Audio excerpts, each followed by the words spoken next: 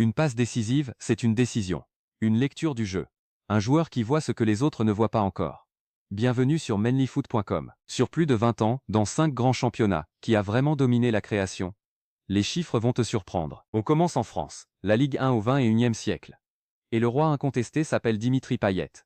106 passes décisives en 492 matchs. Derrière Payet, Jérôme Roten avec 80 passes en 295 matchs, ratio 0,27. Un chiffre solide pour l'ancien du PSG. Troisième place pour Angel Di Maria, 72 passes en seulement 197 matchs. Le meilleur ratio du top 5 français, 0,37. Mbappé ferme ce top 5 avec 64 passes en 245 matchs. Ce qui est remarquable, c'est qu'il était avant tout un buteur. On passe en Italie, la Serie A, et c'est une légende romaine qui trône au sommet. Francesco Totti, 111 passes décisives en 445 matchs. Derrière lui, Antonio Cassano avec 101 passes en 379 matchs. Génie incontrôlable, mais génie quand même. Ratio 0,27. Hamsik et Candreva sont ex aequo à 80 passes chacun. Mais Hamsik les a produites en 409 matchs contre 502 pour Candreva. L'efficacité est slovaque. En Allemagne, il n'y a pas de débat. Thomas Müller écrase tout le monde. 170 passes décisives en 497 matchs. Ratio 0,34. Müller n'est pas le plus rapide, ni le plus technique, mais il lit le jeu comme personne. C'est le chiffre brut le plus élevé de tous les championnats de cette vidéo. Franck Ribéry arrive deuxième avec 94 passes en 273 matchs. Même ratio que Müller, 0,34.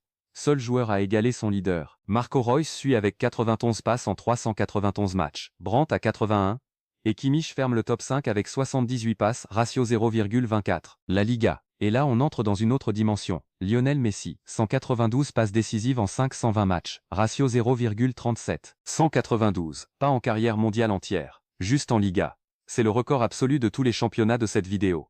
Rien d'autre à dire. Xavi suit avec 108 passes en 505 matchs, mais un ratio de seulement 0,21 me le rôle de métronome plutôt que de créateur direct. Karim Benzema troisième avec 101 passes en 439 matchs, et Koké à 88 passes en 513 matchs, le ratio le plus bas du top 5, 0,17. Cristiano Ronaldo ferme ce top 5 avec 87 passes en 292 matchs, ratio 0,30.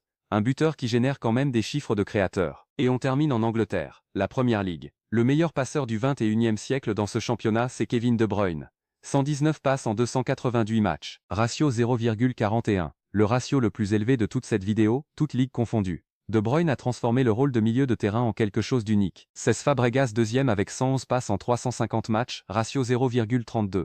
L'Espagnol a brillé aussi bien à Arsenal qu'à Chelsea. Wayne Rooney suit avec 103 passes en 491 matchs, ratio 0,21. Ryan Giggs a 101 passes en 382 matchs, ratio 0,26. Frank Lampard ferme ce top 5 avec 94 passes en 491 matchs. Rooney et Lampard ont joué le même nombre de matchs. Rooney a produit 9 passes de plus, un détail qui dit beaucoup. Alors qui domine vraiment au 21e siècle. En volume, c'est Messi avec 192 passes en Liga. En ratio, c'est De Bruyne avec 0,41 par match. Müller et Ribéry partagent le même ratio en Bundesliga. Une performance unique dans ce classement toute ligue. Deux joueurs, un seul chiffre, 0,34. Et Totti reste le symbole d'une loyauté que le football moderne a presque oubliée. Toute une carrière, un seul maillot, 111 passes décisives, pour la Roma, 5 ligues, 5 profils différents, un seul sport. Si cette vidéo t'a appris quelque chose, partage-la. Et dis-nous en commentaire qui est le meilleur passeur de sa génération. manlyfoot.com, le football vu autrement. Football la ouais différemment. Abonnez-vous pour ne manquer aucune analyse. À très bientôt.